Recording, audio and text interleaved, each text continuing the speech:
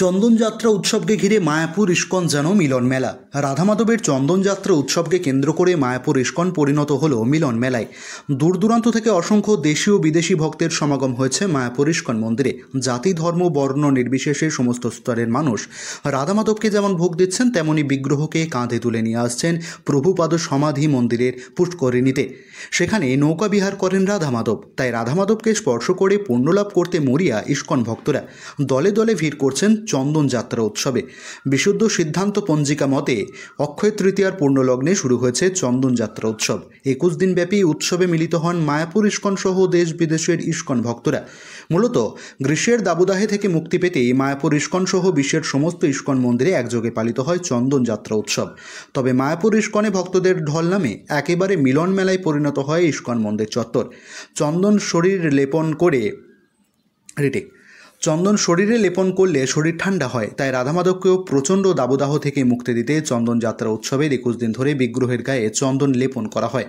এরপর বিকাল হতেই ইস্কনের প্রভুপাদ সমাধি মন্দিরের পুষ্করিণীতে নৌকা বিহার করানো হয় বিগ্রহকে। হরিনাম সংকীর্তন সহ ইস্কনের চন্দ্রোদয় মন্দির থেকে রাধামাধবের বিগ্রহ ভক্তদের কাঁধে করে নিয়ে আসা হয় সমাধি মন্দিরের পুষ্করিণীতে। সেখানে সুসজ্জিত নৌকায় করে চলে বিহার। নৌকার মধ্যে হরিনাম সংকীর্তন সহ আরতিও হয়। আরতি সহকারে নৌকা বিহারে করিয়া সন্ধ্যার পর আবার বিগ্রহকে ফিরিয়ে আনা হয় মূল মন্দিরে। প্রতিদিন বিকেল 5টা থেকে রাত্রি 8টা পর্যন্ত চলে এই উৎসব। এই মনোরম দৃশ্যের সাক্ষী হতে বহু মানুষ চন্দনযাত্রা উৎসবকে ইস্কনের ভিড় করেন বলে জানিয়েছে রসিক গৌরাঙ্গ দাস।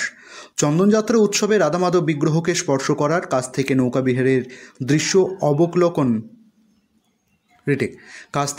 বিহারের দৃশ্য অবলোকন করার পাশাপাশি ভক্তরা তাদের প্রিয় প্রভুকে ভোগ নিবেদন করারও সুযোগ পান। তাই প্রভুর সেবা সুযোগ পেতে মরিয়া দেশ বিদেশি ইস্কন ভক্তরা চন্দনযাত্রা উৎসবে ভিড় জমান মায়াপুরে। ভগবানও এই উৎসবের মাধ্যমে ভক্তদের সেবা নিয়ে থাকেন বলে জানিয়েছেন রসিক গৌরাঙ্গ দাস। সব খবর সবার আগে মানুষের সাথে, মানুষের পাশে। সৈয়দ আবু জাফর ও অরুণিমা দেবনাথের রিপোর্ট, MBS নিউজ। আজ শুভ দিন, অক্ষয় তৃতীয়া। অক্ষয় শব্দের অর্থ যা কোনো ক্ষয় প্রাপ্ত হয় না। আজকের এই শুভ দিনে বিভিন্ন শুভ কাজ শুভারম্ভ হয়।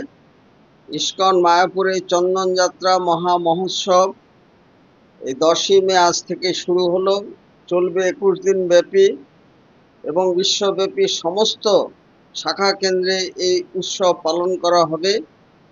প্রতিদিন বিকেল 5টা থেকে রাত 8টা পর্যন্ত এই উৎসব চলবে। চন্দ্রোদয় মন্দির থেকে ভগবানকে সংকীর্তন শোভাযাত্রা সহকারে নিয়ে যাওয়া হবে সমাধি পুষ্করিণীতে। সেখানে তার নৌকা বিহার হবে এবং আরতি, কীর্তন, কৃত্রিম ফোয়ারা, আলোকমালায় সুসজ্জিত।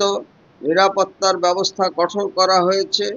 চলবে আরতি, কীর্তন, নাচ, গান এবং কৃত্রিম ফোয়ারা।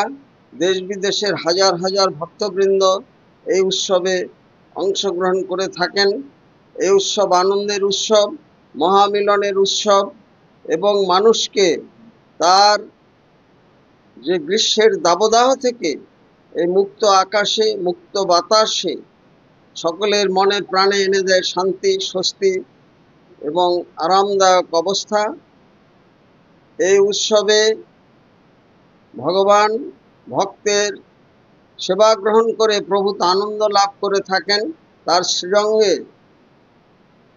শ্রীঅঙ্গে লেপন করা হয় চন্দন।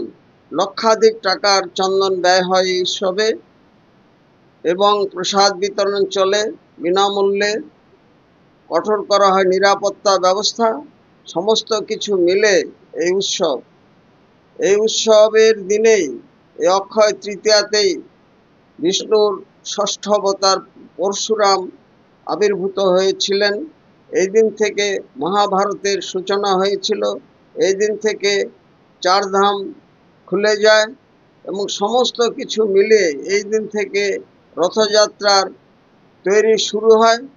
এবং যারা আসেননি সকলকে ইস্কন মায়াপুরে আসুন, তার জন্য সাদর আমন্ত্রণ জানাই। রসিক গৌরাঙ্গ দাস, ইস্কন মায়াপুর, জনসংযোগ আধিকারিক, নদিয়া।